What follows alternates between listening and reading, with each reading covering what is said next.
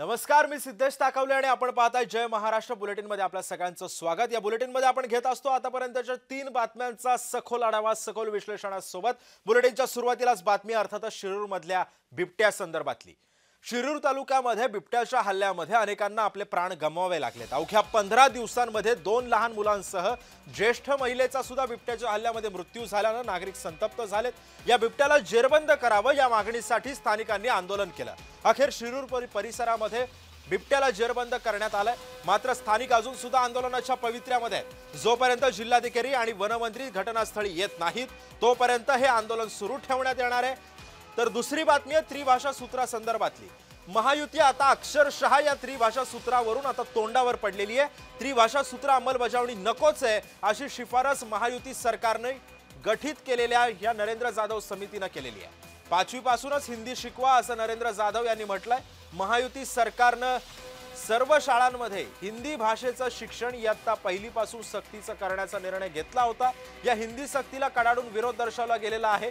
सरकारने नेमलेल्या समितीचे अध्यक्ष डॉक्टर नरेंद्र जाधव यांनीच राज्यामध्ये 1ली पासून हिंदी भाषेची सक्ती नसावी अशी स्पष्ट भूमिका आता मांडलेली आहे। तर तिसरी बातमी आहे मराठी भाषेबद्दलची। शिवसेनेचे आमदार प्रकाश सुर्वे यांनी एक वादग्रस्त वक्तव्य केलं। त्यानंतर हात जोडून माफी सुद्धा मागितली। मराठी माझी आई आहे आणि उत्तर भारतीय माझी मावशी आहे आणि आई मेली तरी चालेल पण मावशी जगली पाहिजे असं वक्तव्य त्यांनी केलेलं होतं। मराठी आमदारांना असं वक्तव्य करणं म्हणजे मतांसाठी लाचारी आहे अशी टीका सुर्वेंवरती झाली। त्यानंतर प्रकाश सुर्वेंनी दिलगिरी सुद्धा व्यक्त केलेली आहे। मात्र प्रकाश सुर्वेंची पाठराखण करताना शिवसेनेची मात्र चांगलीच दमछाक झाल्याचं चित्र आहे।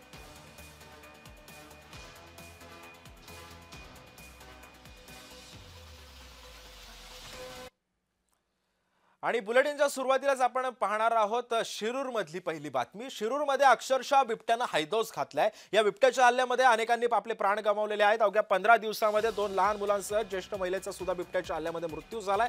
नागरिक संतप्त झालेले आहेत। या बिबट्याला जेरबंद करावं या मागणीसाठी स्थानिकांनी आंदोलन केलं। अखेर शिरूर परिसरामध्ये बिबट्याला जेरबंद करण्यात आलेला आहे। मात्र स्थानिक अजूनही आंदोलनाच्या पवित्र्यात आहे। जोपर्यंत जिल्हाधिकारी आणि वनमंत्री घटनास्थळी येत नाहीत तोपर्यंत हे आंदोलन सुरू ठेवण्यात येणार आहे असा पवित्रा सुद्धा आंदोलकांनी घेतलेला आहे।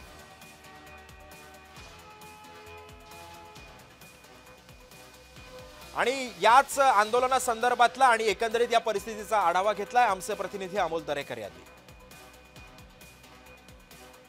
पिंपरखेड या ठिकाणी रोहन बोंबे या 13 वर्षाच्या मुलावरती बिबट्याने हल्ला केला आणि या हल्ल्याच्या निषेधात मोठ्या प्रमाणात नागरिक संतप्त होताना पाहायला मिळत आहे। या ठिकाणी पुणे नाशिक रोड महामार्ग अडवण्याचा प्रयत्न केला आणि त्यानंतर खरं तर प्रशासनाच्या वतीनं या बाह्य वळणाच्या माध्यमातून रस्त्याच्या माध्यमातून वाहनांना मार्ग काढून दिला। त्यानंतर नागरिक आक्रमक जागोजागी टायर जाळलेले आहेत आणि यातूनच खरं तर आज बिबट्या जेरबंद झालेला आहे। मानव आणि बिबट्यांचा जो संघर्ष आहे तो पाहिला तर माणसाचे जे आज असंतोष या आंदोलनाच्या माध्यमातून दिसतोय, काय भावना आहे? आमची एकच भावना आहे की बिबटे हे जेलबंद झालेच पाहिजे आणि त्या नसन करत तर आम्ही त्यांना सक्षम आहे। आम्हाला पिस्टल किंवा काहीतरी द्या, आम्ही त्यांना मारण्याची तयारी बी ठेवलेली आहे। आणि आमची बारके बारके मुलं आज बाहेर हिंडता येत नाही, आमचे मजुरांना शेतात जाता येत नाही, आम्हाला शेती ही कसल्या परिस्थितीत करता येईना। मजूर सकट आमच्या गावामध्ये म्हणजे शेतामध्ये यायला घाबरायला लागले। मजूर लोकांच्या, गरीब लोकांच्या शेळ्या मेंढ्या ते शेतात काम करतात, त्यांना राहायला जागा नसती, ते आपल्या झोपडीत शेळ्या बाहेर बांधतात, त्यांच्या शेळ्या सुद्धा खाल्ल्यात आणि त्याच्यामुळे मजूर सुद्धा कामाला यायचं घाबरते आणि पाणी सुद्धा रात्रीचं आम्हाला जाता येत नाही, लाईटची गैरसोय असती, त्याच्यामुळं खूप ह्या बिबट्यांनी खूप त्रास दिलेला आहे। अमोल दरेकर, जय महाराष्ट्र, आंबेगाव, पुणे। आणि सध्या आता तिथली काय परिस्थिती आहे हे जाणून घेण्यासाठी मी आमचे प्रतिनिधी अमोल दरेकर यांच्याकडे जातोय। अमोल, मला सांगा, तुम्ही या सगळ्या बातमी संदर्भातलं तिथे वार्तांकन करत आहात। तिथे एका बिबट्याला सुद्धा आता जेरबंद करण्यात आलेला आहे। हा तोच बिबट्या आहे का याच्यावरती अजून प्रश्नचिन्ह आहे। मात्र अनेक बिबटे सुद्धा या भागामध्ये फिरतात। वन विभागाची आता सध्याची भूमिका काय आणि ग्रामस्थांची नेमकी आता मागणी काय?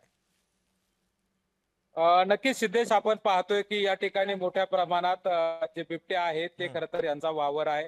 मानव वस्तीमध्ये हा वावर वाढल्यामुळे या ठिकाणी नागरिकांचा संताप जो आहे तो मोठ्या प्रमाणात आहे आणि या नागरिकांना खरं तर आता या परिस्थितीशी सामना करत असताना ही आक्रमक स्थितीवरती आहे। एक बिबट्या जरी जेरबंद झाला असला तरी नागरिक मात्र या ठिकाणी मोठ्या प्रमाणामध्ये त्यांचा खरं तर आता उद्रेक होताना पाहायला मिळत आहे. बर. त्या बिबट्याला मारण्यासाठी सुद्धा आता नागरिकांची परिस्थिती चिघळलेली पाहायला मिळत आहे. आता सध्या आपण पाहतोय की येथील परिस्थिती पाहिल्यानंतर जे आजूबाजूचा जो परिसर आहे त्या ठिकाणी मोठ्या प्रमाणात प्रशासनही दाखल झालेलं आहे. अशी परिस्थिती या ठिकाणी निर्माण होताना पाहायला मिळत आहे. सिद्धेश. पण अमोल, जर आपण बघितलं असेल तर हे आंदोलन आता अधिकच उग्र स्वरूपाचं होतंय. जर मी चुकत नसेल तर गेल्या 2 ते 3 दिवसांपूर्वीचीच बातमी आपणच दिली होती. ती अशी होती की या संतप्त ग्रामस्थांनी हा बिबट्या लवकरात लवकर जेरबंद व्हावा यासाठी वनविभागाच्या गाड्या जाळल्या, वनविभागाचं कार्यालय पेटवून दिलं, तरी सुद्धा हे लोक शांत बसले नाहीत आणि ह्यांनी थेट महामार्ग रोखून धरला होता. आता नेमकी या आंदोलकांची भूमिका काय? कारण काल अमोल कोल्हे जे खासदार आहे शिरूर लोकसभा मतदारसंघाचे, त्यांनी सुद्धा या संदर्भामध्ये भाष्य केलं होतं, त्यांची समजूत काढण्याचा प्रयत्न केला. काय आश्वासन मिळालेलं आहे या ग्रामस्थांना आता? नक्की सिद्धेश, या ठिकाणी खासदार अमोल कोल्हे यांच्या माध्यमातून या ठिकाणी केंद्र सरकारच्या वन विभागाच्या वतीनं एक नरभक्षक जो आहे त्याला शूट आउट करण्याची ऑर्डर मिळालेली आहे. परंतु नागरिक याच्यावरती समाधानी नाही. जवळपास 1200 बिबटे या परिसरात वावरत असल्याचा बर. नागरिकांचा दावा आहे आणि तोच बिबट्या मारला जाईल याची शाश्वती काय, असाही प्रश्न आता या ठिकाणी नागरिकांना वाटू लागलेला. बर, नक्कीच. धन्यवाद अमोल, तुम्ही दिलेल्या अधिक माहितीबद्दल. त्यामुळे आता या सगळ्या पार्श्वभूमीवरती आता हा बिबट्या कधी लवकरात लवकर आणखी बिबटे जेरबंद होतात का हे सुद्धा पाहणं महत्त्वाचं ठरणार आहे. आपण दुसरी बातमी पाहूया. दुसरी बातमी अर्थातच त्रिभाषा सूत्राबाबतची आहे. त्रिभाषा सूत्राबाबत महायुती अक्षरशः तोंडावर पडलेली आहे. त्रिभाषा सूत्र अंमलबजावणीसाठी नकोचे अशी शिफारस महायुती सरकारनं गठीत केलेल्या या नरेंद्र जाधव समितीनं केलेली आहे. 5वी पासूनच हिंदी शिकवा असं नरेंद्र जाधव यांनी म्हटलंय. महायुती सरकारनं सर्व शाळांमध्ये हिंदी भाषेचं शिक्षण इयत्ता 1ली पासून सक्तीचं करण्याचा निर्णय घेतलेला होता. या हिंदी सक्तीला कडाडून विरोध दर्शवला गेला. सरकारनं नेमलेल्या समितीचे अध्यक्ष डॉक्टर नरेंद्र जाधव यांनीच राज्यामध्ये 1ली पासून हिंदी भाषेची सक्ती नसावी अशी स्पष्ट भूमिका मांडलेली आहे आणि तशी शिफारस सुद्धा केलेली आहे. आणि या संदर्भामध्ये बोलण्यासाठी माझ्यासोबत असणारे शिवसेनेचे प्रवक्ते अरुण सावंत आणि मनसेचे प्रवक्ते योगेश चिले. आपल्या दोघांचंही स्वागत आहे जय महाराष्ट्रमध्ये. धन्यवाद.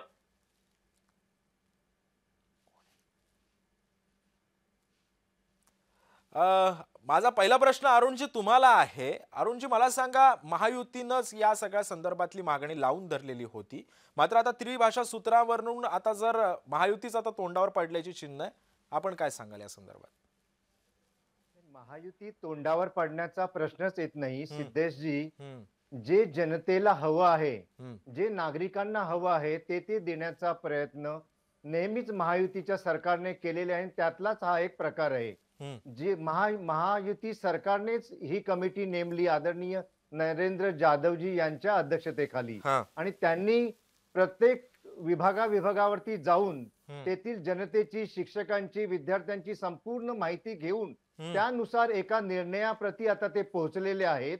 आणि आज विद्यार्थ्यांच्या हिताचा निर्णय त्यांनी सरकारकडे आता ते सुपूर्द करणार आहेत.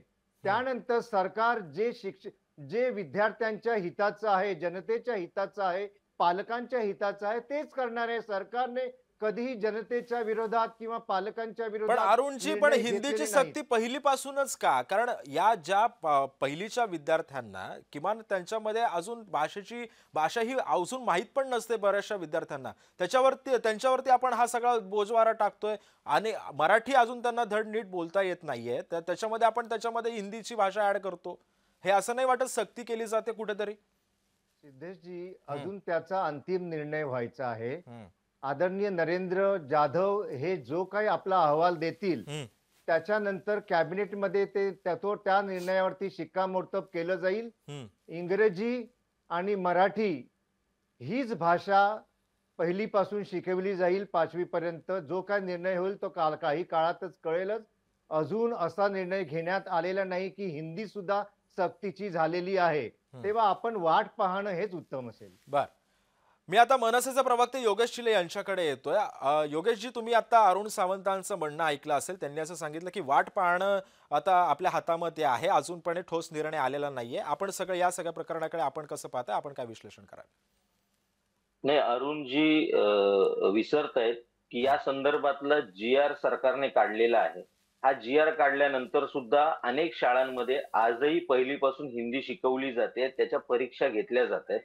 त्यामुळे हे स्वतःच्या GR बद्दल किती गांभीर्याने त्या GR कडे पाहतायत हे याचं उत्तम उदाहरण आहे. आमची मागणी साधी सोपी होती की हिंदी 5वी पासून शिकवली जातेच, त्यामुळे आमचा हिंदी भाषेला विरोध असण्याचं काही कारण नव्हतं. परंतु ती हिंदी तुम्ही पहिलीपासून सक्तीची करू नका, इतकंच आमचं म्हणणं होतं. आणि अनेक पालकांची चर्चा केल्यानंतर आम्ही हे म्हणणं सरकारकडे मांडलं होतं. परंतु हल्ली काय झालेलं आहे, संख्याबळाच्या जोरावरती अनेक निर्णय जे लोकांच्या हिताचे नाहीत ते लोकांवरती जबरदस्ती कसे लादले जातील हे सध्याच्या सरकारकडून पाहिलं जातंय. केंद्राला खुश करण्यासाठी पहिलीपासूनच्या ज्या मुलांचा बुद्ध्यांकच तेवढा नाहीये त्या मुलांवरती जोर जबरदस्ती तुम्ही करत असाल, याच्या सारखं लाजिरवाणी गोष्ट कोणती नव्हती. परंतु आजही त्यांना त्याचं दुःख नाहीये. म्हणजे त्यांनी नेमलेल्या समितीने सांगितलं की हिंदी सक्तीची नसावी. त्यानंतर सुद्धा त्यांना असं वाटतंय की अजून राज्याने निर्णय घ्यायचा आहे, तो झालेला नाही, त्याच्यानंतर पाहू, आपण वाट पाहू.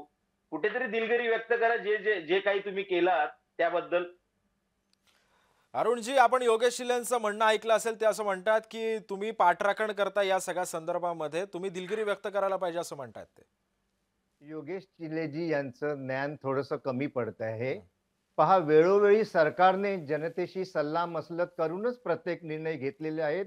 हिंदी भाषेचा जो काही विषय आहे पहिलीपासून शिकवायचा की नाही याच्याकरता सरकारनेच विरोधकांचं सुद्धा म्हणणं ऐकलेलं आहे. हे सरकार असं आहे की प्रत्येकाचं म्हणणं ऐकून घेतं आणि एखादा निर्णय जर त्यांना पटण्यासारखा नसेल आणि तो जर जनतेच्या फायद्याचा असेल तर तो राबविण्याकरता सरकारने आपले काही निर्णय थांबवलेले अरुण सुद्धा आहेत. सावंतांची तेव्हा सरकारवरती हा अरुण आरोप सावंत करणं योग्य यांची आहे नाही. ना स्मरणशक्ती योगेशजी, जरा आपण कमी अभ्यास झालेली करावा. आहे.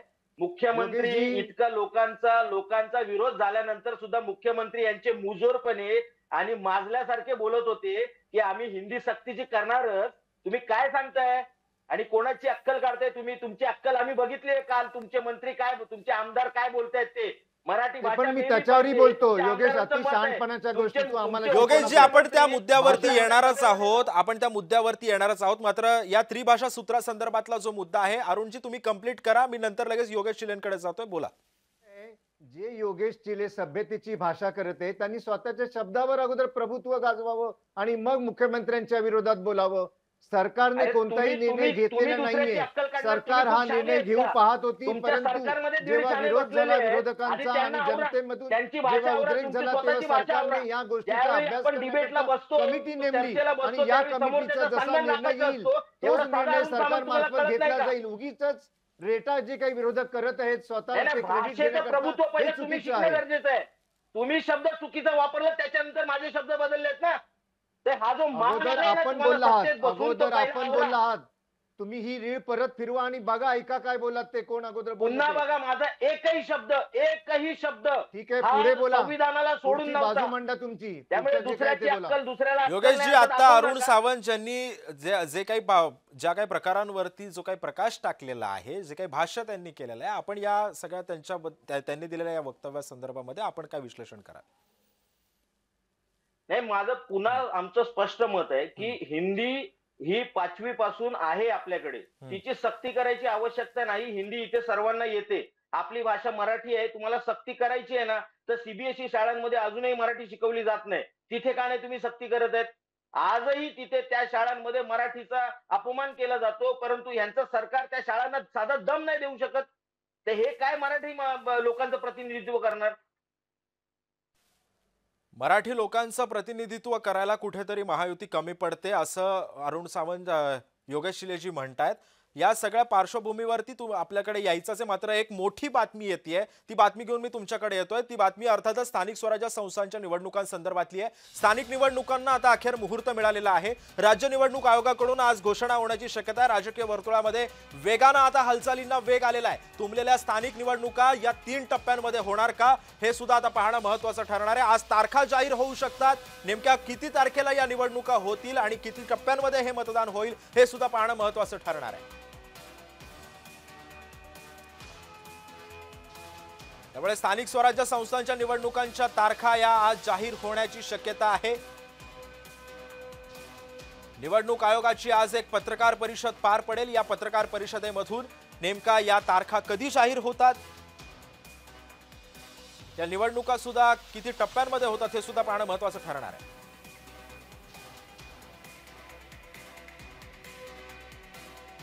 निंबाळकर यांचं नाव सगळ्यात आधी कुणी घेतलं? रणजित नाईक निंबाळकरांचा उल्लेख अंबादास दानवेंनी केला का? तर नाही. ते म्हणाले एका खासदाराचा पीए त्याचा फोन आला होता. त्याच्यानंतर बोलले धनंजय मुंडे. धनंजय मुंडे म्हणाले की कोणत्या खासदाराचा फोन आला होता. आणि या संदर्भामध्ये बोलण्यासाठी माझ्यासोबत असणार आहेत अर्थातच शिवसेनेचे प्रवक्ते अरुण सावंत आणि मनसेचे प्रवक्ते योगेश शिले. आपण बघितलं असेल अरुणजी की आता स्थानिक स्वराज्य संस्थांच्या निवडणुका आज तारखा जाहीर होऊ शकतात, मात्र याला सगळ्याला वेळ लागतोय कुठेतरी. आता मविया सुद्धा या सगळ्या पार्श्वभूमीवरती दुबार मतदार आणि या सगळ्या बोगस मतदार याद्यांचा घोळ घेऊन आता मैदानामध्ये उतरलेली आहे. निवडणुका अजून 1 वर्षानंतर घेतल्या तरी काही हरकत नाही असं मविया म्हणते, परंतु हा घोळ जो आहे तो आता निकामी करावा असं सुद्धा बोललं जातंय. आपण कसं पाहता या सगळ्याकडे?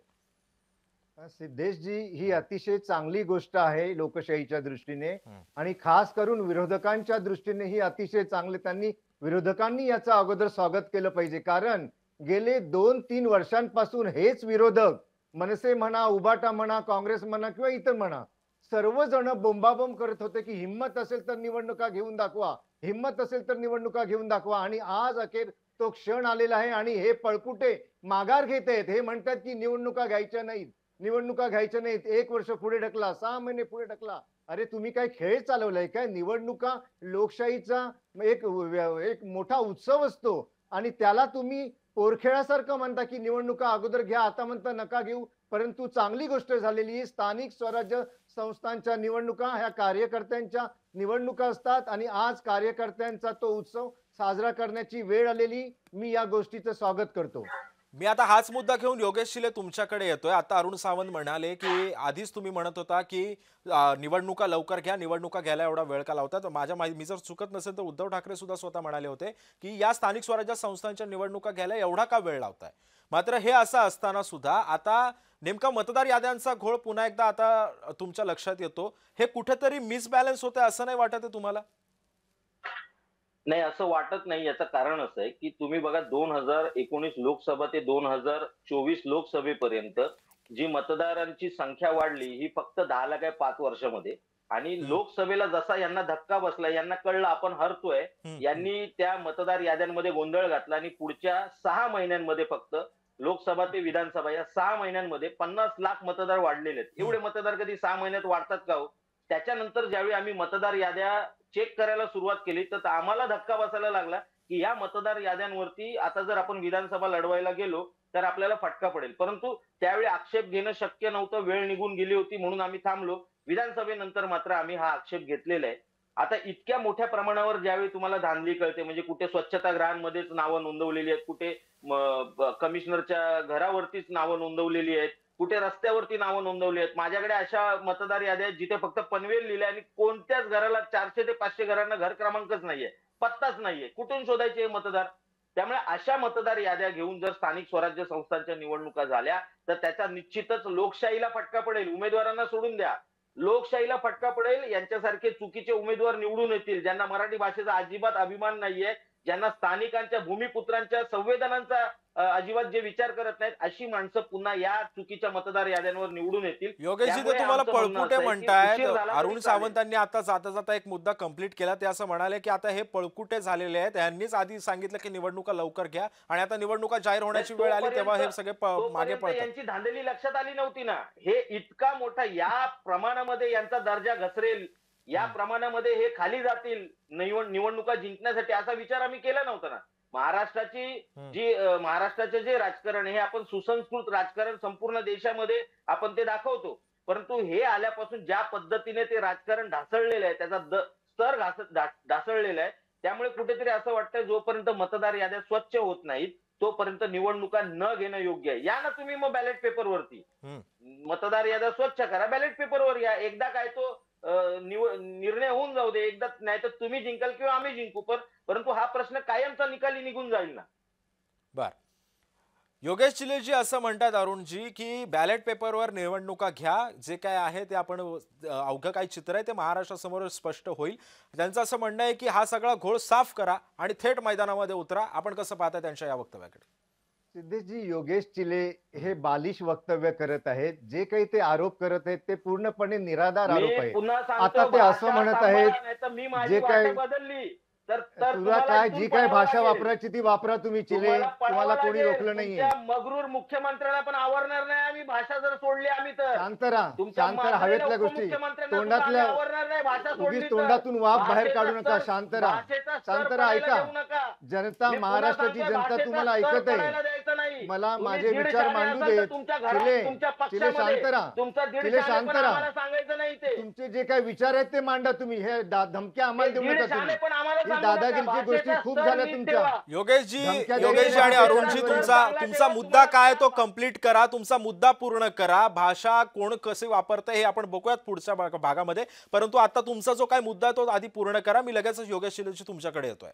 मुद्दा कंप्लीट करा अरुणजी. आणि योगेश चिले आता म्हणत आहेत की बॅलेट पेपरवरती निवडणुका घ्या. हे काय विटी दांडूचा खेळ आहे का? कधी याच्यावर निवडणुका घ्या, कधी त्याच्यावर निवडणुका घ्या. बॅलेट पेपरवरती जर निवडणुका घ्यायच्या असतील तर त्याचे काय काय परिणाम असतात ते योगेश चिलेंनी कधी अभ्यास केलाय का त्याचा? बॅलेट पेपरवर घ्या ते सांगत मोदींना आहेत तरी माहिती आहे ते. का? या बॅलेट देशामध्ये पेपरवरती निवडणुका बॅलेट घ्यावी, पेपरवरच्या मोदींची निवडणुका मागणी का होती, बंद नरेंद्र झाल्या मोदींची. झाल्या ह्या तुमच्याच नरेंद्र काळात मोदींना झालेल्या आहेत. पण बालिश तेव्हा तुम्ही बोलणार का जाऊन तुम्ही? तुमच्या ही महाविकासच्या मागणी काँग्रेसला नरेंद्र जाऊन मोदींची विचारा होती, तुम्ही. त्यांना बालिश बोलणार का तुम्ही? काँग्रेसच्या राहुल ही गांधी मागणी यांना नितीन विचारा. गडकरींची होती, त्यांना राहुल बालिश बोलणार का गांधींकडे तुम्ही? जा आणि सांगा याच्यावरती बॅलेट वरती भाजपच्या घ्या म्हणून. पुस्तकं लिहिलेली आहेत. काही EVM अभ्यास मशीनवरती, नसतो आणि त्यांना काही बालिश बडबडत बोलणार का राहायचं. तुम्ही? हीच मागणी तुमच्या जशवंत सिंगांची होती, त्यांना बालिश बोलणार का तुम्ही? आमची कोणाची मागणी नाहीये. तुम्ही सध्या का घेता त्याचा अभ्यास करा आणि या आणि मग बोला. अहो, ज्यांच्या बरोबर बसलायत त्यांची मागणी आहे नाही. जे सत्तेमध्ये मुख्यमंत्री म्हणून बसलेत त्यांची मागणी कोणाचीही होती. मागणी नाही. बॅलेट आता- पेपरवरती आता तुम्हाला कोणाचीही एक- मागणी नाही. आता तुम्हाला एक आपण निवडणुकीचं- साफ खोटं निवडणुकीत बोलत भ्रष्टाचार आहात करायचं योगेशजी. तंत्र मिळालेलं आहे म्हणून तुम्ही तुम्ही बोलताय जनतेसमोर EVM खोटी असली पाहिजे. वक्तव्य करत आहात. जनतेसमोर आपण खोटं बोलत आहात. आमच्या कुठल्याही नेत्याने बॅलेटवरती पेपर निवडणुका घ्या असं म्हटलेलं नाहीये. तुम्ही जे आरोप नरेंद्र करत मोदी आहात तुमचे नेते तुमचा नाहीयेत? प्रत्येक नेता नरेंद्र मोदी वेगवेगळे तुमचे आरोप नेते करत नाहीयेत आहेत. का? देवेंद्र तुमचा फडणवीस नेता तुमचे नेते प्रत्येक नाहीयेत नेता का? वेगवेगळ्या प्रकारचे देवेंद्र आरोप फडणवीस करतोय. तुमचे नेते नाहीयेत का? कोणाच्याही जाहीर सांगा, आरोपामध्ये देवेंद्र तथ्य फडणवीस आमचे नाहीये. नेते नाहीत. आपण अरुणजी तुमच्या जाहीर सांगा, कुठल्याही देवेंद्र फडणवीस आमचे नेते नाहीत.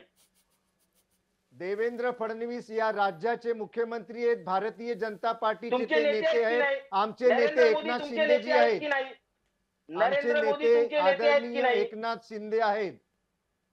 घाबरताय का बोलायला तुम्ही? नरेंद्र मोदी अरे आमचे बाबा, नेते नाहीत, आमचे आमचे नेते नेते एकनाथ शिंदे आहेत. तुला काय तुम्ही दहा घाबरताय वेळा का?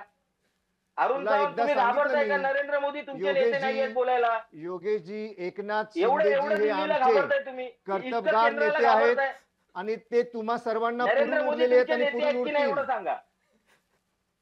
नरेंद्र आमचे मोदी तुमचे नेते नेते आहेत की नाही? आहेत ना, आहेत. देशाचे नेते तुझे आहेत सुद्धा ना? आहेत. मग नरेंद्र तुमच्या मोदी पक्षाचे बोलले सुद्धा आहेत. बॅलेट पेपरवरती निवडणुका घ्या, त्यांना पण बालिश बोलणार का तुम्ही? नरेंद्र मोदीजी त्यांच्या कार्यकाळात कधीही बॅलेट पेपरवर निवडणुका मी घ्या तुम्हाला त्याचा असं मी व्हिडिओ ऐकलेलं दाखवतो, नाहीये. अरुण तू सावंत. कुठे माफी ऐकलेस मागणार देव तुम्ही? जाणे. मी व्हिडिओ दाखवल्यावर माफी मागणार तुम्ही? दाखवा मी व्हिडिओ दाखवा. दाखवल्यानंतर माफी मागणार तुम्ही? व्हिडिओ दाखवा, नंतर बघू काय ते आधी दाखवा तुम्ही. अरे साहेबांनी महत्वाच्या आमच्या मुद्द्यावर बोला व्हिडिओ योगेशजी. संपूर्ण आता महत्वाच्या मुद्द्यावर बोला. दहा मुद्दा दिवस काय पण आहे नाही तर झाले तो निवडणुका व्हिडिओ जाहीर झालेल्या आहेत. अहो, निवडणुका 10 जाहीर दिवस झालेल्या झाले व्हिडिओ आहेत. दाखवून.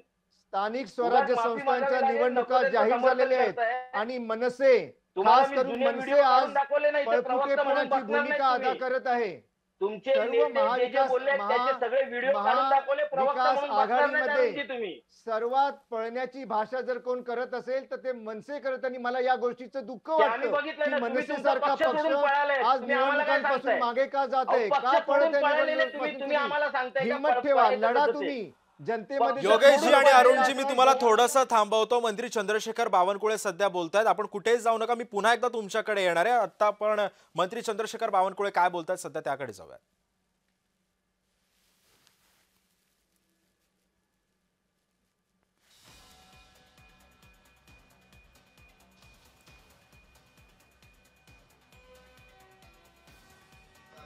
तिकडं नाव येतं, ऍडिशन होतं.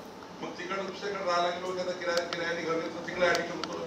ऍडिशन होत आहे, मतदाराची फुकत आहे, डिलिशन होत नाहीये. त्यामुळे मागच्या 25 वर्षात ही प्रक्रिया सुरू आहे.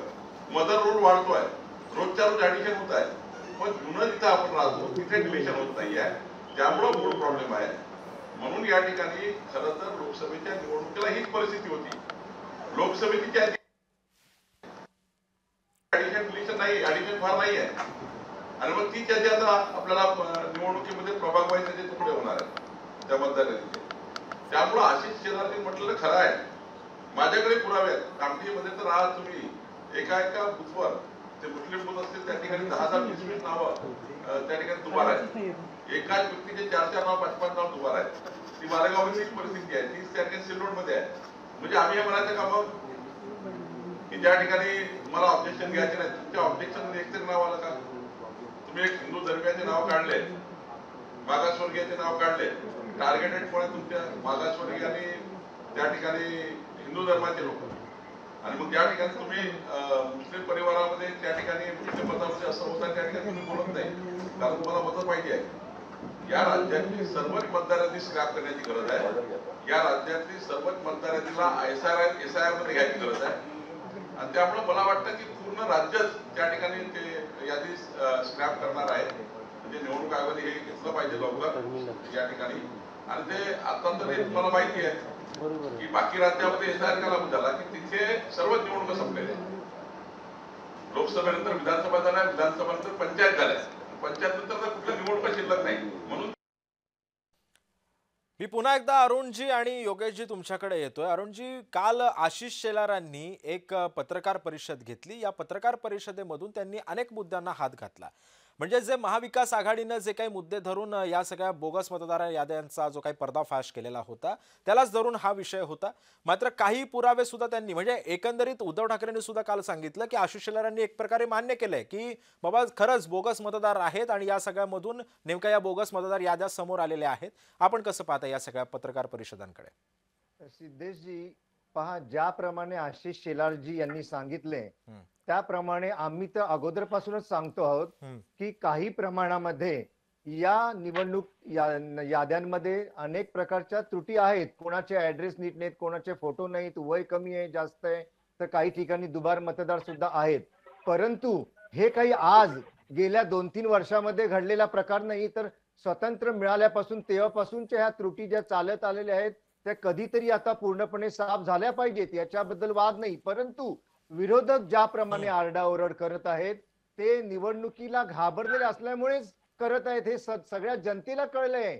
कारण ज्या लोकसभेमध्ये सुद्धा याच याद्या होत्या, विधानसभेला सुद्धा याच याद्या होत्या, आणि जर या याद्यांमध्ये पूर्णपणे बदल करायचा असेल तर ते राज्याच्या निवडणूक आयोगाच्या हातात नसतं.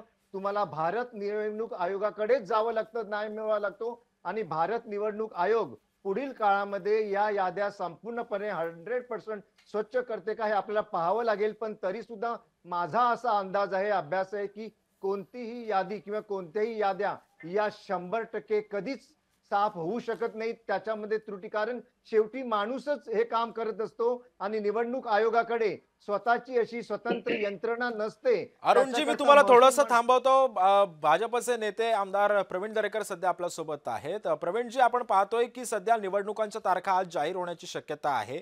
विरोधकांकडून मागणी केली जाते की या जोपर्यंत मतदार याद्या साफ होत नाही तोपर्यंत निवडणुका घेऊ नका. आपण कसं पाहता याकडे?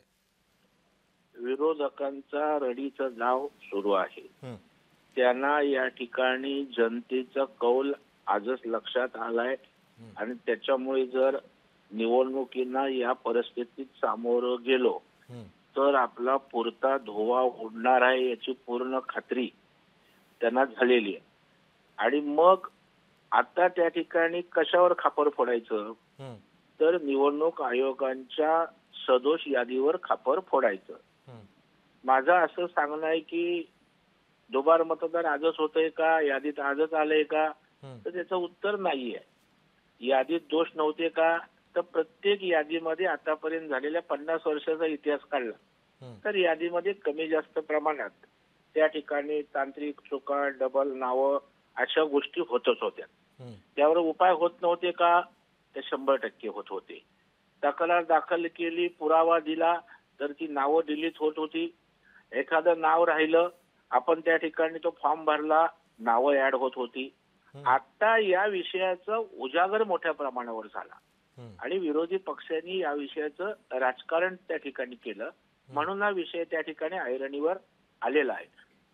सदोष यादीच्या बाबतीत आमचं मत, त्यांचं म्हणणं तेच असेल, यादीत दोष असतील दुरुस्त झाले पाहिजेत. पण आता त्या आधारे निवडणुकाच घेऊ नका. म्हणजे पळपुटेपणा निवडणुकीपासून एकीकडे बोलल्याचं आमच्याकडे लढाईचं सामर्थ्य आहे, आम्ही मैदानात जेव्हा उतरणार आणि मैदानातनं पळ काढणार, ही पळपुटे भूमिका झाली. एकीकडे निवडणुका अनेक वर्ष झाल्या नाहीत, तिकडे बोंब मारायची. दुसरीकडे निवडणुका होऊ घातल्यात, त्या घेऊ नका म्हणून बोलायचं. मला वाटतं दुटप्पी भूमिका विरोधी पक्षाची, भांबावलेला विरोधी पक्ष त्या ठिकाणी दिसतोय. आता एसआयआरच्या बाबतीत काय भूमिका आहे? आज सखोल यादीचं सर्वेक्षण देशभरात सुरू केलंय, त्याच्यात त्यांची भूमिकाच नाही, त्याला समर्थन नाही. जर यादी स्वच्छ व्हायला पाहिजे तर एसआयआरला पाठिंबा दिला पाहिजे. त्याच्यामुळे हे दिशाहीन झालेत, भांबावलेत आणि त्याच्यामुळे नेमकं आता निवडणुकीला पराभवातनं आपल्याला सामोरं जायचं आहे, तर बाहेर कसं यायचं त्याचं त्या ठिकाणी आतापासून काढणी मीमांसा काय करायची त्याचा केविलवाना प्रयत्न, ते नॅरेटिव्ह सेट करण्याचा प्रयत्न या ठिकाणी चाललाय. याच्या पलीकडं यांची केवळ राजकीय नौटंकी आहे. बर, नक्कीच. धन्यवाद दरेकरजी, आपण संवाद साधलात याबद्दल.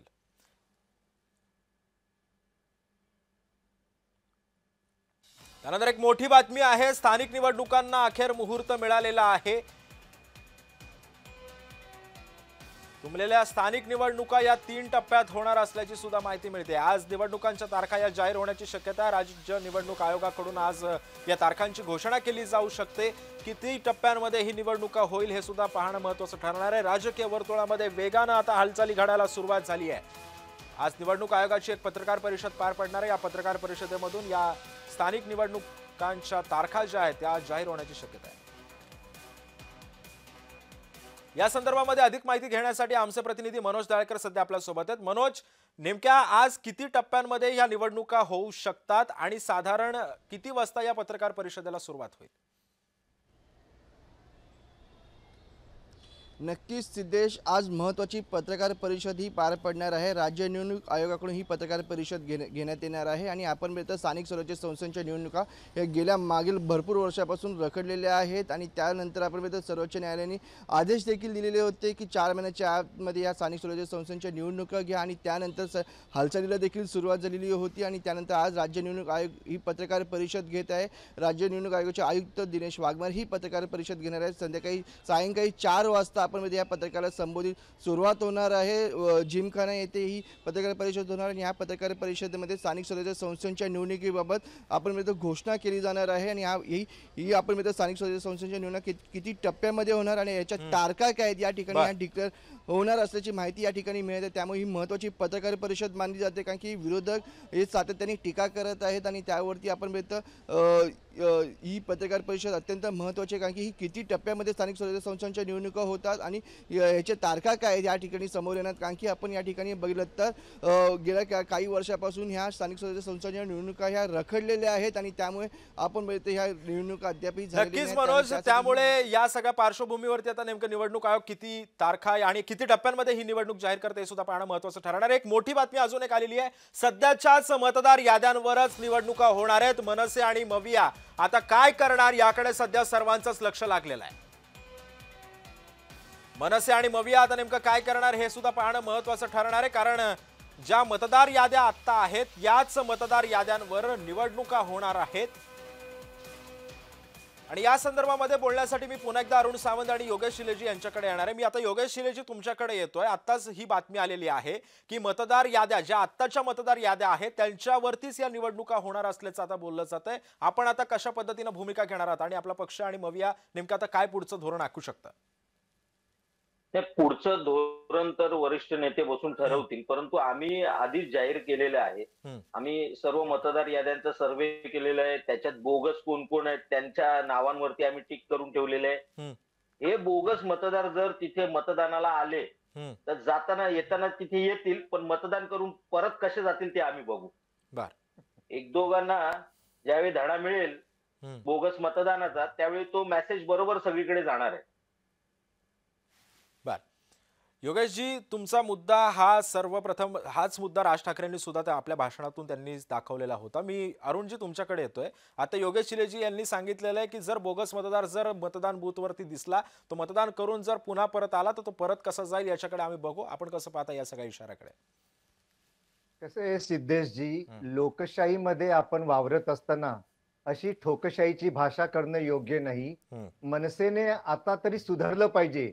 एवढ्या वर्षात तुमच्या या भाषेपायीच जनतेने तुम्हाला लाथाडलं तुम्ही कुठे होतात, काय होतास तू आणि काय झालास तू, अशी परिस्थिती तुम्ही मनस्थिती आज कुठे झाली. होता मला या आठवतंय का गोष्टीचं तुम्हाला? दुःख तुम्ही वाटतं. काँग्रेसमध्ये मला होता दुःख वाटतं आणि या तुम्ही आता गोष्टीचं. शिंदे गटात आलात ही मला तुमची अवस्था राज झालेली आहे. ठाकरे तुम्ही हे मला मनसेबद्दल अतिशय बोलताय. प्रिय आहेत, परंतु तुम्ही त्यांचे हे असे तुम्हाला शिंदे कार्यकर्ते गटात आणि यावं नेतेच लागलं त्या काँग्रेस मनसेची सोडून. वाट लावून टाकतात. तुम्ही तुमची हे अवस्था दुःखदायक बघावं. आहे. आमच्या पक्षाचं काय, आमचा पक्ष मनसेसारखा चांगला पक्ष चालू आहे, लोकांच्या महाराष्ट्रामध्ये सपोर्टने चालू जिवंत आहे, राहिला लोकांचं पाहिजे खूप प्रेम या आमच्या मताचा पक्षाला मी मिळतंय. आहे. परंतु ही जी काय अशी भाषा आहे, ही भाषा मला मान्य नाही. आम्ही बोगस मतदारांबद्दल बोलतोय, तुम्हाला का राग येतोय? आम्ही मला बोगस मुळीच राग नाही मतदारांना येते. धडा शिकवण्याच्या बद्दल बोलतोय, तुम्हाला राग काय येतोय त्याचा? ठोकशाहीने नाही योगेश, तुमचे ठोकशाही मतदार आहेत करून का ते? आपण बोगस मतदारांना रोखू शकत नाहीत. मी सुद्धा तुम्ही तुझ्यावर यायला ठोकशाहीच्या तयार गोष्टी आहे. आम्हाला काय सांगताय? योगेशजी, एकनाथ शिंदेवरती त्या कुणाल योगेश, कामराने एक कविता काय योगेश. केली, तुम्ही जाऊन त्याचा स्टुडिओ तोडला, तुम्ही आम्हाला ठोकशाहीच्या गोष्टी सांगताय. योगेशराव, मी योगेशराव, तुम्हाला फक्त आठवण करून देतोय. बोगस मतदारांना तुम्ही जर आता पकडायचं असेल, काँग्रेसमध्ये नाहीयेत अरुण सामंत. तुम्ही आता योगेशजी, काँग्रेसमध्ये नाहीयेत, तुम्ही सुद्धा ठोकशाही योगेशजी, मानणाऱ्या पक्षामध्ये आहात. योगेशराव, योगेशराव, त्यामुळे थोडी जर त्यांची बोगस संस्कृती मतदारांना थोडीशी आता पकडायचं तुम्ही, असेल तर मी पचवून घ्या. तुझ्यासोबत मला यायला पचत तयार नाही आहे. ती. परंतु ठोकशाहीच्या मार्गाने नाही, तर लोकशाहीच्या मार्गाने मी यायला बरं, तयार आहे कुणाल आपल्याबरोबर. कामराने काय चूक केली होती हो? त्याचा ते स्टुडिओ कुणाल तोडला कामरा तुमच्या वगैरे पक्षाने. गेला तेल लावत. सध्या इलेक्शन वरती बोला तुम्ही. असं कसं? कुणाल कामरा तुम्ही आणि ठोकशाही फामरा याच्या केली, गोष्टी तर ते ती सांगायच्या लोकशाही. नाही. आणि आम्ही ठोकशाही सध्या केली, जो तर विषय ती चाललाय ठोकशाही. त्या विषयावरती काही आपल्याला बोलायचं असेल तर बोला, आपण आपलं मत मांडा, मी त्याच्यावरती उत्तर नाही, देईन. म्हणून तुमची फक्त स्मरणशक्ती कमी झालेली आहे. तुम्हाला आठवण करून देतोय. तुम्ही बोललात ना माझी माझ्या स्मरणशक्ती कमी स्मरणशक्तीची आहे. आपण म्हणून चिंता मला करू किती नये संदर्भ योगेशजी. आठवतात ते तुम्हाला फक्त सांगतोय. आपल्याकडे मनसेची बाजू आणि शिंदे मांडण्याकरता गटाचे जर असे काही 100 चांगले संदर्भ विचार माझ्याकडे असतील, आहेत. लोकांची मतं जिंकायची असतील तर तुमच्या भाषेवरती प्रभुत्व हे ठेवलं पाहिजे. माझ्या मेमरीची चिंता आपण करू नये. बरं, ठोकशाहीच्या मुद्द्याकडे आपण कसं पाहता योगेशजी? त्यांनी आता मुद्दा उपस्थित केलेला आहे आणि काही वेळापूर्वी प्रवीण दरेकर सुद्धा असं म्हणाले होते की आता विरोधकांची दुटप्पी भूमिका पाहायला मिळते. आपण एकंदरीत या सगळ्या प्रतिक्रियांवरती आणि या सगळ्या मुद्द्यांवरती काय भाष्य कराल? आमचं स्पष्ट म्हणणं आहे की आमचा लढा हा बोगस मतदारांच्या विरोधात आहे. तर भाजप आणि शिंदे गटाला त्याचा का त्रास होतोय? आम्ही आम्हाला बोललोय मुळीच का जे त्रास होत व्हॅलिड नाही. मतदार आहेत त्यांना आमच्याकडून आम्हाला त्रास मुळीच होणार आहे. त्रास होत नाही. मग बोगस मतदार जे यांनी थांबवू शकले नाहीत त्यांना जर आम्ही थांबवत असू मतदानापासून, तर यांना काय अडचण आहे? त्यामुळे हे मार्ग बोगस नाही. मतदारांना ज्या पद्धतीने हे सहकार्य करतायत, ज्या पद्धतीने बोगस मतदारांना यांचं लांगुल चालन चालू आहे, आमचं स्पष्ट म्हणणं आहे बोगस मतदार यांनी मतदार यादीत घुसवलेले आहेत. अहो, नाही, 5 मुळीच नाही. वर्षामध्ये साफ जर खोटे. तुमचे 10 लाख मतदार हे फक्त काम आमचं नाही, नोंदवले मनसे हे जातायत, काम करत पुढच्या असेल. 6 महिन्यात 50 लाख मतदार नोंदवले जात आहेत. याचा सरळ अर्थ आहे तुम्ही 50 लाख मतदार हे बोगस नोंदवलेले आहेत. त्यामुळे त्या बोगस मतदारांबद्दल जर आम्ही बोलत असू तर शिंदे गटाला आणि भारतीय जनता पक्षाला त्रास का व्हावा? तुम्ही कारवाई केली का? नाही केली. मग आम्ही जर त्यांना धडा शिकवणार असू तर तुमचं म्हणणं काय त्याच्यात? आम्ही आमच्या पद्धतीने शिकवू ना. तुम्हाला जी आमच्या विरोधात कारवाई करायची आहे लोकशाही मार्गाने ती करा. त्या शिक्षा भोगायला आम्ही तयार आहोत. परंतु बोगस मतदान या देशामध्ये, या राज्यामध्ये आम्ही व्हायला देणार नाही यावेळी. अरुणजी, आता योगेश शिले यांनी अनेक मुद्द्यांवरती प्रकाश टाकलेला आहे. त्यांचं असं म्हणणं आहे की आम्ही आमच्या मुद्द्यांवरती ठाम आहोत. तुम्ही या सगळ्यावरती आता नेमकं सरकार म्हणून काय भूमिका घेणार आहात आणि एकंदरीत विरोधकांच्या या भूमिकेकडे आपण कसं पाहताय? योगेश चिलेजी यांच्या वक्तव्यामध्ये काही अर्थ नाहीये आणि त्यांच्यावरती बोलण्यासारखं सुद्धा माझ्याकडे जास्त ते शब्द उरले नाहीयेत. मला फक्त योगेश चिलेजीने यांना एवढंच सांगायचं आहे की मनसे या पक्षाबद्दल मला स्वतःला आदर होता. आदरणीय राज ठाकरे यांच्याबद्दल मला आजही आदर आहे. परंतु लोकशाहीमध्ये निवडणुकीला सामोरं जाताना ठोकशाहीची भाषा जर केली तर जनताच तुम्हाला ठोकून काढेल, हे आपण लक्षात ठेवावं. अहो, ज्यांच्या बरोबर बसल्यात त्यांची भाषा सांगू का मी तुम्हाला? ज्यांच्या बरोबर सत्ता भोगताय त्यांच्या भाषेची एक एक उदाहरणं दिली ना, तुम्ही बसणार नाही तिथे. सावंत साहेब, चुकीच्या पक्षामध्ये बसलेत तुम्ही. तुमचा मूळ पिंड लोकशाहीचा आहे. तुम्ही बसल्यात ठोकशाहीवादी पक्षामध्ये आणि तुम्हाला ते पचत नाहीये. ही तुमची समस्या झालेली आहे. थोडी संस्कृती जी आहे ना ज्या पक्षात आहात ती थोडी अंगीकारा, मग तुम्हाला कळेल. शिंदे गटाकडून तुम्ही लोकशाहीची अपेक्षा करताय. अहो, ज्यांनी स्वतःचा पक्ष फोडून ज्यांनी एक गट उभा केला आणि ते ज्यांनी दुसऱ्या पक्षाचं नाव चोरलं त्यांच्याकडून तुम्ही लोकशाहीची अपेक्षा करताय. थोडा तरी अभ्यास करा. योगेशजी, जनतेमध्ये गेलात ना तर जनता तुम्हाला सांगेल काय त्यांची मतं आहेत शिंदे गटाबद्दल. ते योगेशजी, कोर्टाकडून आणि नाही, मी जे निवडणूक आहे ते तुम्हाला- आयोगाकडून मी तुम्हाला ground कायदेशीररित्या reality सांगतोय. या एकदा पक्षाला लोकांमध्ये पक्षाचं अरुणजी, नाव आणि चिन्ह तुमच्यासारखा मिळालेलं आहे, सुसंस्कृत तेव्हा माणूस, तुम्ही तुमच्यासारखा- वेगळं सांगणारे कोण? तुमच्यासारखा सुसंस्कृत माणूस एकदा लोकांमध्ये गेला पाहिजे, त्यांना विचारलं पाहिजे की मी ज्या पक्षामध्ये आहे तो पक्ष माझ्यासाठी योग्य आहे का, इतकं विचारा ना. करा 100 लोकांचा योगीजी, सर्वे, बघा मी काय उत्तर उत्तर देऊ का? येतायत ती. तुम्ही बोला अरुणजी, सुसंस्कृत बोला आहात, तुम्ही. मी तुम्हाला बोला. खूप पूर्वीपासून ओळखतो. योगेशजी मी उत्तर देतो, आपल्याला कृपया शांतपणे ऐका. योगेशजी, ज्याप्रमाणे आपण जनतेमध्ये फिरता, लोकांमध्ये फिरता, त्याप्रमाणे मी सुद्धा सर्वसामान्य जनतेमध्ये फिरतो, दुःख जाणतो. त्यावेळेस मला जनतेकडून अनेक गोष्टी ऐकायला मिळतात आणि त्यातील एक महत्वाची गोष्ट मी तुमच्या समोर आणि जनतेसमोर मांडतो. या महाराष्ट्राच्या जनतेला किंवा या मुंबईला मनसेसारखा पक्ष हवा आहे, परंतु तुमच्या पक्षाची सध्या जी नीती ध्येय आणि धोरणं आहेत, ती ध्येय धोरणं या मुंबईकरांना आणि या महाराष्ट्रातील जनतेला आवडत नाहीत. तेव्हा तुम्ही स्वतःला सुधारा. अजूनही वेळ अरुणजी, मी गेलेली तुम्हाला नाहीये. थोडंसं थांबवतो. एक महत्वाची बातमी आलेली आहे. स्थानिक निवडणुकांबाबत मुख्यमंत्री आणि उपमुख्यमंत्र्यांमध्ये सध्या चर्चा होतीये. विश्वसनीय सूत्रांनी जय महाराष्ट्राला ही माहिती दिलेली आहे. पूरग्रस्त भागामध्ये मदत देण्याचं महायुती समोर मोठं आव्हान असणार आहे. पूरग्रस्त भागामध्ये ही मदत देण्याचं महायुती समोर मोठं आव्हान असल्यानं या संदर्भामध्ये चर्चा होतीये. विश्वसनीय सूत्रांनी ही जय महाराष्ट्राला माहिती दिलेली आहे. आणि या संदर्भामध्ये बोलण्यासाठी मी पुन्हा एकदा अरुणजी तुमच्याकडे येतोय. आज कॅबिनेटची सुद्धा बैठक आहे. आज वर्षपूर्तीच्या दिशेनं तुमची वाटचाल करताय, मात्र मुख्यमंत्री आणि उपमुख्यमंत्र्यांमध्ये सुद्धा या निवडणुकांबाबत चर्चा होतीये. नेमकी काय चर्चा या संदर्भामध्ये होऊ शकते आणि सध्या पूरग्रस्तांसाठी आता मदतीचा हात अजून देऊ शकतं का सरकार? सिद्धेशजी, आता मुख्यमंत्री, उपमुख्यमंत्री आणि मंत्रिमंडळातील काही प्रमुख नेते बसणार आहेत, ही गोष्ट खरी, पण ही आता ठरलेली गोष्ट नाहीये. गेल्या कित्येक दिवसापासून माझ्या माहितीनुसार उपमुख्यमंत्री हे सतत मुख्यमंत्र्यांशी पूरग्रस्तांच्या मदतीसाठी खास करून आग्रही आहेत. निवडणूक आज लागलेली, त्यामुळे आज धावपळ ही करावीच लागणार, कारण आज कॅबिनेटची बैठक आहे. आता 11:30 वाजता ती सुरू होईल, झाली असेल कदाचित आपल्या या संभाषणाच्या काळामध्येच. तर जनतेला, खास करून शेतकऱ्यांपर्यंत कसं त्यांचं पॅकेज पोहोचेल, हा सर्वात मोठा प्रश्न आज या महायुती सरकार पुढे आहे आणि सरकार तो योग्य प्रकारे पार पाडेल. निवडणुका ह्या येतील जातील, चालूच राहतील, परंतु कोणत्याही प्रकारे आम्ही शेतकऱ्यांपासून, त्यांच्या मदतीपासून दूर हटणार नाही, हे आमचं ब्रीदवाक्य आहे.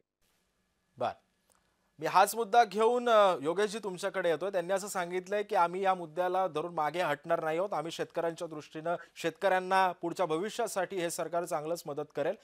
मदतीच्या या सगळ्या प्रश्नावरती आपण कसं विश्लेषण कराल? नाही, आमचं शेतकऱ्यांना मदत पोहोचवण्याबद्दल आमचं पूर्ण सहकार्य सुद्धा असणार आहे आणि आमची इच्छा आहे कोणतेही कायदे बाजूला ठेवून तुम्ही शेतकऱ्यांपर्यंत मदत पोहोचवली पाहिजे. त्यांना त्यांच्या अडचणीमध्ये महाराष्ट्र सरकार म्हणून आपण उभं राहिलं पाहिजे आणि या गोष्टीला विरोधी पक्षही विरोध करणार नाही. आचारसंहिता जरी लागली तरी ते थोडा वेळ बाजूला ठेवून काहीतरी त्याच्यामध्ये मार्ग काढून ती मदत शेतकऱ्यांपर्यंत पोहोचणं अत्यंत आवश्यक आहे. फक्त इथे एकच मुद्दा मला सांगायचा आहे की माननीय मुख्यमंत्री देवेंद्र फडणवीस यांनी जाहीर केलेलं दिवाळीपूर्वी प्रत्येक शेतकऱ्याला मदत पोहोचेल. दुर्दैवाने जर त्यावेळी उशीर झाला नसता तर आज ही परिस्थिती आली नसती. मी अरुणजी तुमच्याकडे येतोय. अरुणजी, मला सांगा, आता असं सुद्धा बोललं जातंय की आता स्थानिक स्वराज्य संस्थांच्या निवडणुका आहेत आणि आता कुठलीच कमतरता आता सत्ताधाऱ्यांना, म्हणजे अर्थातच सरकारला सोडायची नाहीये. मग असं असताना सुद्धा आता या सगळ्या वरती अजून निर्णय घेतले जात आहेत, तात्काळ मदत सुद्धा दिली जाते. मात्र काही मंत्री तुमच्याच सत्ताधारी पक्षातले अशी सुद्धा विधानं करतात की सरसकट तुम्ही कर्जमाफीची मागणी करताय, निवडणुका होत्या म्हणून आम्ही म्हटलं की बाबा चला कर्जमाफी करून देऊ. शेतकऱ्यांचे हाल होतात. शेतकऱ्यांच्या दृष्टीनं कधी सरकारला अजून पण डोळ्यात पाणी येणार आहे की नाही? मग सरकारच्या डोळ्यामध्ये सिद्धेशजी नेहमीच पाणी आहे, नेहमीच कळवळ आहे शेतकऱ्यांना. मदतीला एवढा वेळ का लागतोय अरुणजी? मदत सुद्धा काही भागामध्ये अजून पोहोचलेली नाहीये. सिद्धेशजी, मदत देणं म्हणजे खिशातले पैसे काढले आणि जो समोर येईल त्याला देणे, असा प्रकार तर करता येत नाही. त्याच्याकरता काही नियमांचं पालन हे करावंच लागतं. आणि ज्याप्रमाणे सरकार गेले कित्येक काही दिवस प्रयत्नशील आहे आणि जोरदार पावलं उचलते. शेतकऱ्यांच्या खात्यामध्ये पैसा पोहोचला सुद्धा आहे. अजूनही पैसा पोहोचवण्याकरता विचार चालू आहे. वेगवेगळ्या मार्गाने, इतर मार्गाने कशी मदत पोहोचवता येईल हे मार्गांचा अवलंब केला जात आहे. तेव्हा कुणी असं समजू नये, ज्याप्रमाणे योगेश चिलेजी यांनी आता अतिशय सुंदर विचार मांडले, तसेच सुंदर विचार इतर विरोधी पक्षांनी सुद्धा योगेश चिलेजी यांच्याकडून घेतले पाहिजेत. आणि अशा या संकट काळामध्ये शेतकऱ्यांच्या मागे आपण सर्वांनी एक दिलाने उभं राहिलं पाहिजे. आपापसातले वाद आणि विवाद, निवडणुका हे तर होतच राहतील. बर, ह्या सगळ्या मुद्द्याला धरून विरोधकांनी एकत्रित यावं असं सुद्धा योगेश चिलेजी, अरुण सावंत म्हणतात. आपण कसं पाहता त्यांच्या या भूमिकेकडे? नाही, 100% बघा, आमचे राजकीय पक्षांमधले वाद हे निवडणुकीच्या वेळी सुरूच राहणार आहेत. परंतु ज्या शेतकऱ्यावरती आपण आपला महाराष्ट्र हा आपण कृषीप्रधान राज्य म्हणतो, तर त्या शेतकऱ्यांना कुठेही अडचण आली नाही पाहिजे. कोणतेही तुमचे कायदे असतील त्याच्यावरती पळवाटा काढा हवं तर हा शब्द चुकीचा आहे तरी तो वापरा, परंतु ती मदत त्यांच्यापर्यंत पोहोचणं अत्यंत आवश्यक आहे. मला फक्त एका मुद्द्याकडे तुमचं लक्ष वेधायचं आहे. आपण महाराष्ट्र सरकार म्हणून 31,000 कोटीची जवळपास मदत जाहीर केलेली आहे. दुर्दैवाने त्यातले फक्त 6,500 कोटी शेतकऱ्यांच्या खात्यावर जाणार आहेत, कारण बाकीचे जे 25,000 कोटी आहेत हे जुन्या योजनांमधले वळते केलेले आहेत. त्यामुळे ही मदत अजूनही वाढवणं गरजेचं आहे आणि अशी मदत वाढवली तरी कोणीही विरोधी पक्ष त्याला विरोध करणार नाही. जितकं जास्त शेतकऱ्यांना देता येईल, जर आपण उद्योगपतींचे 12 लाख कोटी माफ करू शकतो, तर शेतकऱ्यांच्या बाबतीमध्ये आपण का अशा पद्धतीने भूमिका घ्यायची? तर शेतकऱ्यांना तुम्ही कितीही दिलात तरी विरोधी पक्ष त्याच्यामध्ये येणार नाही. एखादा टक्का इकडे वाढवला दुसरीकडे तरी त्याची भरपाई करण्यासाठी तरी त्याला कोणाचा आक्षेप नसणार आहे. परंतु सरकारने शेतकऱ्यांपर्यंत पोहोचावं, त्यांच्या बांधावरती त्यांची मदत जाणं गरजेचं. बर, शेताच्या बांधावरती प्रत्येक शेतकऱ्याला मदत मिळणं हे गरजेचं आहे. त्यामुळे आता आगामी काळामध्ये नेमकं सरकार काय भूमिका घेतं हे सुद्धा पाहणं तितकंच महत्त्वाचं ठरणार आहे. अरुणजी, पण माझा एक छोटासा प्रश्न असा आहे की आता शेतकऱ्यांच्या शेताच्या बांधावरती जेवढं मराठवाड्यामध्ये नुकसान झालेलं आहे, मी मुद्द्यावरती येतोच, मात्र आणखी एक महत्त्वाची बातमी आहे. स्थानिक स्वराज्य संस्थांच्या निवडणुका या आज जाहीर होऊ शकतात. राज्य निवडणूक आयोगाकडून आज यांची घोषणा होऊ शकते. राजकीय वर्तुळामध्ये सुद्धा आता हालचालींना वेग आलेला आहे.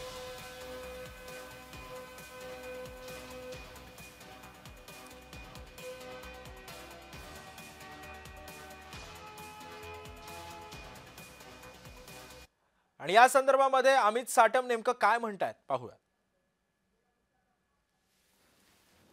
स्वतः जिंकले की लोकशाही आणि हरले की मतचोरी, असे अनेक मतदारसंघ आहेत. धुळे आहे, अमरावती आहे, मुंबई उत्तर पूर्व आहे, मुंबई उत्तर मध्य आहे, ज्या ठिकाणी लोकसभेमध्ये हे जेवढ्या मतांनी महाविकास आघाडीवाले निवडून आले त्याच्यापेक्षा डबलपेक्षा जास्त दुबार मुस्लिम मतदार या ठिकाणी आहेत. वोट जिहादमुळे महाविकास आघाडी निवडून आली आणि अशाच प्रकारचा वोट जिहाद उद्धव ठाकरेंना करून एका खानाला मुंबईवरती लादायचं आहे. यांच्या प्रचार फेऱ्यांमध्ये पाकिस्तानचे झेंडे फडकतात आणि बॉम्बस्फोटाचे आरोपी यांचा प्रचार करतात, परंतु मुंबईकर कदापि खानाला महापौर होऊ देणार नाही. अमित साटम यांच्या याच मुद्द्यावरती धरून मी आता पुन्हा एकदा या चर्चेकडे वळतोय.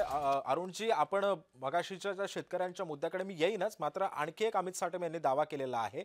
मी योगेशजी तुमच्याकडेच येतोय. मला सांगा, आता काही वेळापूर्वी अमित साटम असं म्हणतात की आता महानगरपालिकेवरती आता खान लादायचा आहे. मुस्लिम मतदार याआधी विरोधकांना दिसले नाही, मात्र आता सुद्धा त्यांनी पुन्हा एकदा या दुपार मतदार याद्यांवरून पुन्हा एकदा याला हात घातलेला आहे. आपण कसं पाहता अमित साटम यांच्या आता या प्रतिक्रियाबद्दल?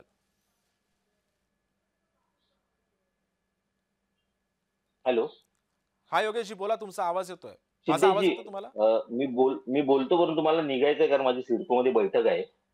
तुमचा मुद्दा अमित साटम अमित साटम हे आता मुंबई भाजपचे अध्यक्ष झालेले आहेत, त्यामुळे थोडी जोरात बांग द्यावी लागते त्यांना, बाकी काही नाहीये. ज्या आशिष शेलारांचा मध्ये तुम्ही मगाशी विषय घेतलात, त्यांनी स्वतः जाहीर केलेलं आहे एका व्हिडिओमध्ये, मला तुम्ही आशिष कुरेशी बोललात तरी चालेल, आशिष कुरेशी बोललात तरी चालेल. ते आशिष शेलार हे मुद्दे काढतात, हिंदू मुसलमान, जे स्वतः मुसलमानांच्या कार्यक्रमात जाऊन बोलतात की मला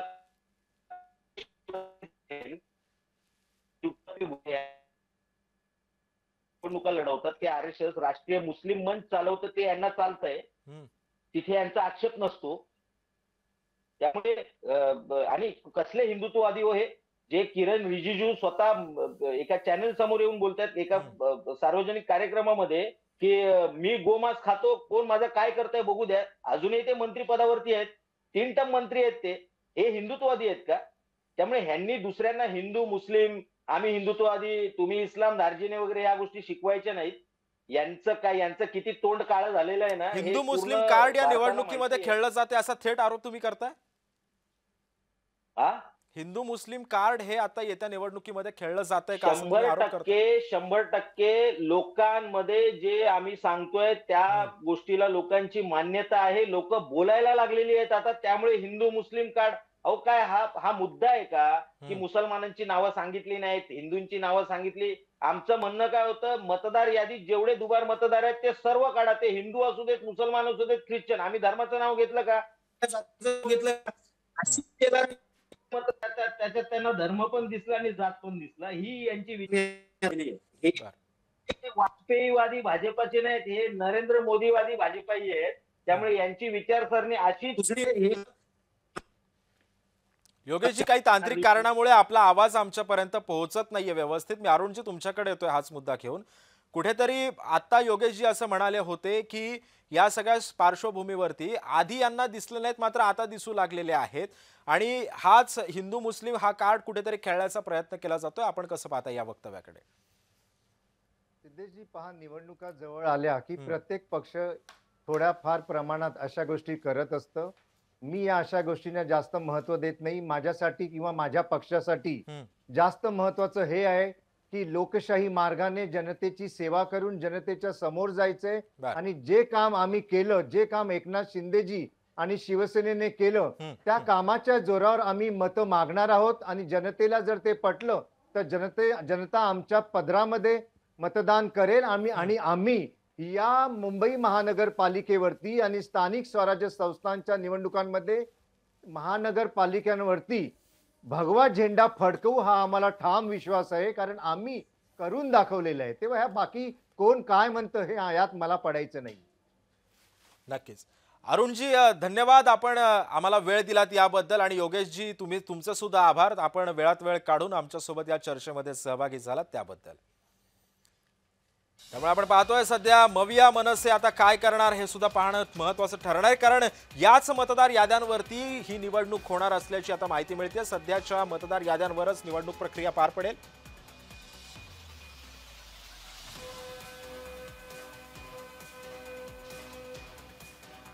त्यामुळे मनसे आणि मविया नेमकं आता काय करणार हे सुद्धा पाहणं महत्त्वाचं ठरणार आहे. ना हाताशी धरून रडीचा डाव खेळत आहे. भाजपाचं वारं नाही, भाजपाची लाट नाही. वर नरेंद्र खाली देवेंद्र असला काही प्रकार नाही. वरही फेकेंद्र आणि खालीही फेकेंद्र असंच सगळं चित्र आहे. परंतु अशा सगळ्या स्थितीतही निव्वळ आणि निव्वळ दंडेलशाही करणं आणि दडपशाही करणं हे पुन्हा एकदा स्पष्ट होत आहे.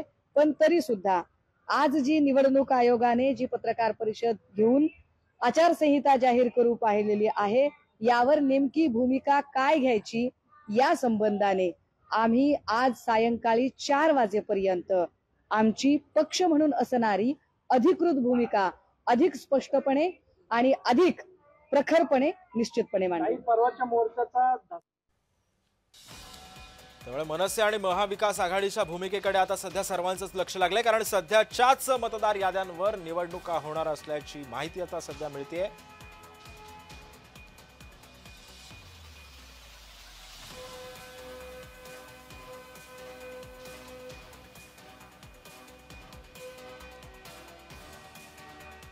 आणि या संदर्भामध्ये माहिती घेण्यासाठी आमचे प्रतिनिधी मनोज दाळकर सध्या आपल्यासोबत आहे. मनोज, आताची महत्त्वाची माहिती आहे ती म्हणजे अशी की सध्याच्याच मतदार याद्यांवरती ही निवडणूक प्रक्रिया पार पडणार आहे. ज्या मतदार याद्यांवरून विरोधकांनी आवाज उठवलेला होता, आता त्याच याद्यांवरती ही निवडणूक प्रक्रिया पार पडेल. काय माहिती आहे?